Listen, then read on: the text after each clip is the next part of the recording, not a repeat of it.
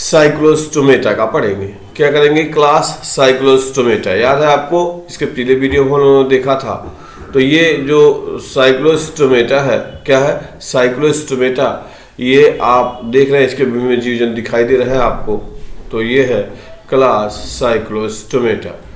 अब अगर ये देख रहे हैं साइक्लोस्टोमेटा लिखा गया है, ये जितने भी होते हैं क्या होते हैं? सब के सब इक्टोपैरासाइट होते हैं। क्या होते हैं? सब इक्टोपैरासाइट। आप देख रहे हैं इक्टोपैरासाइट। पैरासाइट का मतलब आप समझ रहे हैं कि परजीवी होते हैं। पैरासाइट्स का मतलब हो गया कि वे जीव जो अपना भोजन जो होता है किसी अन्य जीवित जंतु से प्राप्त करते हैं, उनको क्या कहते हैं? पैरासाइट कहते हैं। यानी parasites are those organism they who obtain their food from living organism. ठीक है, जीवित जंतुओं से या वनस्पति से प्राप्त करते हैं, पैरासाइट कहलाते हैं। और जब प्राप्त करेंगे तो उनके क्या होगा? हानि होगा, उनसे जो दूसरे जो होंगे उनसे हानि होगा। तो ये पैरासाइट जो होते हैं, अब दो प्रकार के होते हैं। एक शरीर के अंदर पाए जाते हैं, उसको इंडोपैरासाइट्स कहते हैं, और जो बाहर पाए जाते हैं उसको एक्टोपैरासाइट कहते हैं। तो ये जो साइक्लोस्टोमेटा के जो जितने भी जंतु होते हैं सब के सब क्या है? एक्टोपैरासाइट होते हैं। देखिए इसमें क्या क्या लिखा गया है? 6 to 5 पेयर गिल्स स्लिट। यहाँ आपको दिख रहा है, यहाँ पे गिल्स स्लिट हम लोग पिछले वीडियो में चर्चा किए थे। गिल्स स्लिट हिंदी आप पढ़े थे ग्रसनी क्लोम दरारें। यहाँ आपको दिख रहा है ये गिल्स स्लिट है। ये क्या करती है? इससे आप जानते हैं इसमें क्या होता है? गिल्स वाली व्यवस्था रहती है जो रेस्पिरेशन में सहायता करता है। तो इन सब जंतुओं में कितना है? 6 to 15 पेयर्स गिल्स स्लिट पाया जाता है। कितना कितना? ये 6 से 15 जोड़े जो होते हैं गिल्स स्लिट्स पाए जाते हैं। क्लियर हो गया? आगे आप देखेंगे कि ये जो होते हैं साइक्लोस्टोमेटा, इनमें देखिए लिखा गया have sucking and circular mouth without जा। हम लोग पहले भी चर्चा किए थे कि इस जो क्लासिफिकेशन है ऑन द बेसिस ऑफ जा, जबड़े की उपस्थिति के आधार पे था। तो ये जो साइक्लोस्टोमेटा लिखा गया है हैव सकिंग, सक मतलब आप समझते हैं चूसने वाला, सक मतलब चूसने वाला। तो इसमें सकिंग माउथ पाया जाता है। वो भी कैसा है? सर्कुलर होता है। ये आप देख रहे हैं इसमें ऐसे गोल गोल दिखाई दे रहा है आपको। ये दिख रहे हैं कि ये सर्कुलर है। क्या है? ये सर्कुलर है। क्या है इसका? सर्कुलर माउथ आपको देखने को मिल रहा है। और किसी जंतु भी इस प्रकार के नहीं पाए जाते हैं, तो इसमें सर्कुलर माउथ पाया जाता है। और फिर आगे लिखा गया है विदाउट जा, इसमें जबड़े नहीं पाए जाते। क्लियर हो गया? तो इसमें क्या नहीं पाए जाते हैं? जबड़े नहीं पाए जाते हैं। और माउथ कैसा होता है? सर्कुलर होता है। क्या होता है? सर्कुलर होता है। इन सबों का माउथ होता है वह सर्कुलर होता है। क्लियर हो गया? तो इस प्रकार से आप देख रहे हैं कि आगे देखिए devoted of scales and pair fin.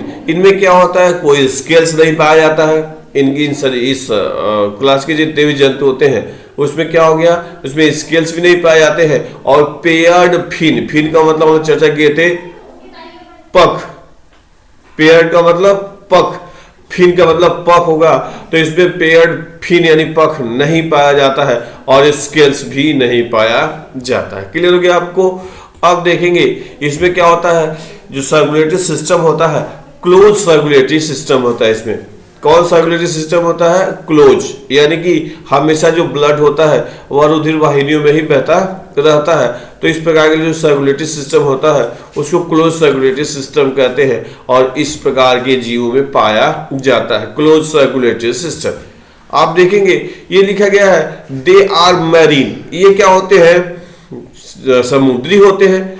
समुद्री होते क्या होते हैं? मैरीन समुद्री होते हैं लिखा। और आगे लिखा गया माइग्रेट। माइग्रेट का मतलब होता है एक स्थान से दूसरे स्थान पे जाना। तो ध्यान दीजिएगा इसमें ये जो माइग्रेट लिखा गया, माइग्रेट यानी कि एक जगह से दूसरे जगह पे जाना, उसको माइग्रेशन कहते हैं। तो migrate for swimming to fresh water. ये जनन के समय क्या होते हैं? स्वच्छ जल या अमृत जल की तरफ जाते हैं। क्लियर हो गया? यानी नदियों के जल की तरफ कह सकते हैं।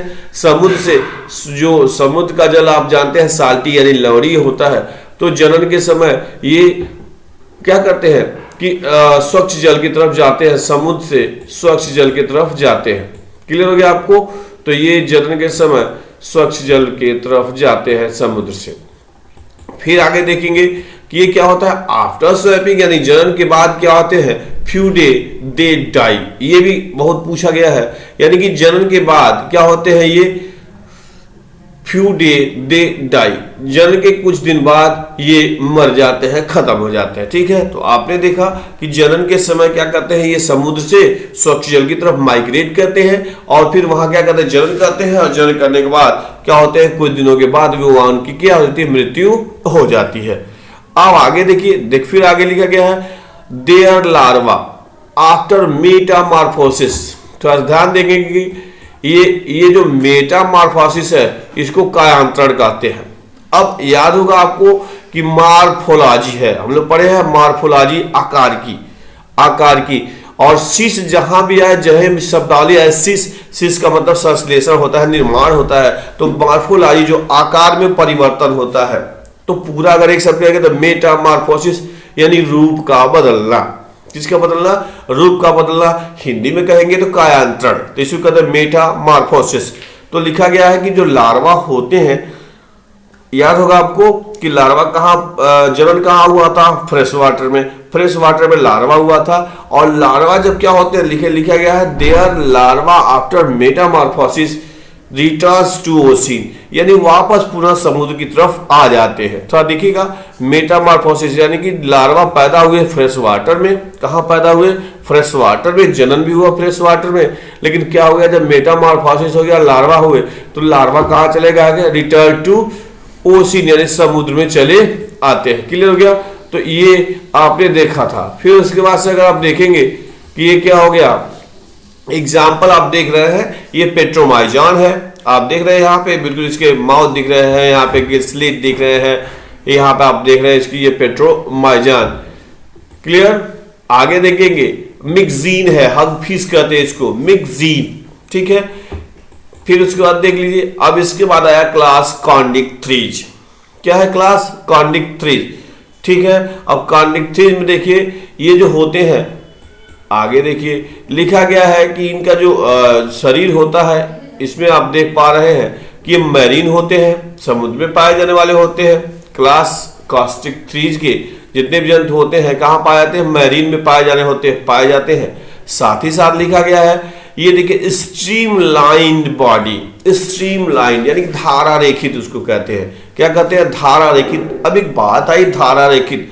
धारा रेखित का मतलब होता है बोट शेप्ड, नाव के आकार का। जैसे आपने नाव देखा होगा, तो नाव देखे होंगे तो जैसे क्या होता है, कुछ इस प्रकार से संरचना रहती है, यानी कि ऐसे संरचना रहती है। आप देखेंगे तो आगे भी ऐसे क्या होता है, पतला रहता है, नुकीला रहता है, और पीछे भी पतला या नुकीला रहता है।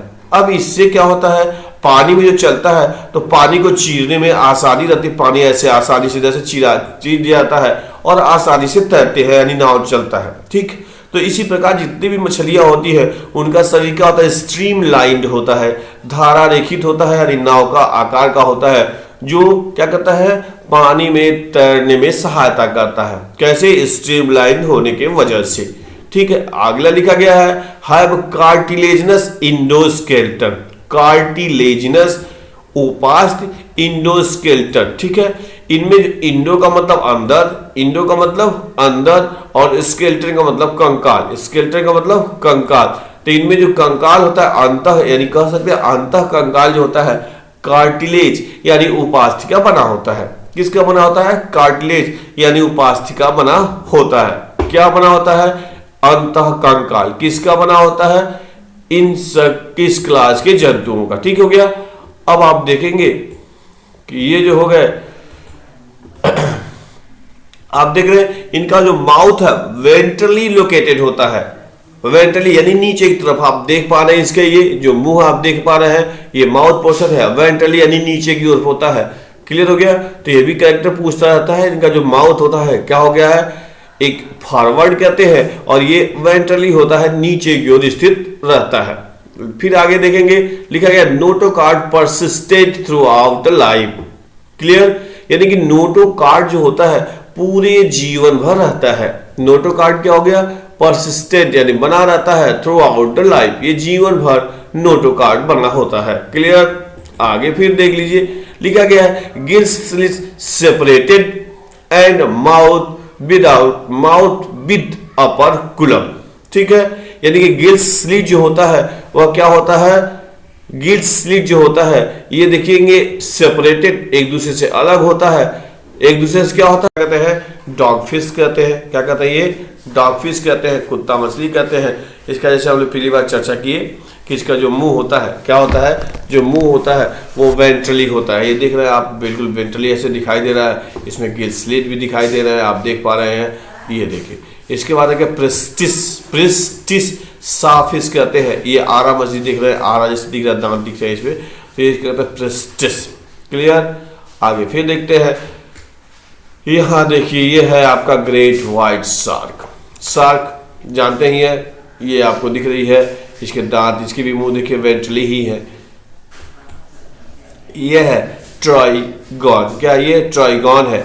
स्टिंगिंग रे हम लोग चर्चा किए थे, डंक पाया जाता है, स्टिंग पाया जाता है, जो क्या करती है, पॉइजनस स्टिंग है, जो क्या करती है, वो दूसरे जंतुओं को मारने का काम करती है। आप देख पा रहे हैं। तो हम लोग जैसे हमेशा की तरह जानते हैं कि हम लोग हमेशा लिंक भेजते रहते हैं, तो इस पे वीडियो के बाद भी आपको फिर लिंक मिलेगा, जिसपे आप पहले के भी जो टेस्ट है उसको भी देख सकते हैं, और फिर नया हम लोग टेस्ट करते रहेंगे। तो ओके, थैंक यू।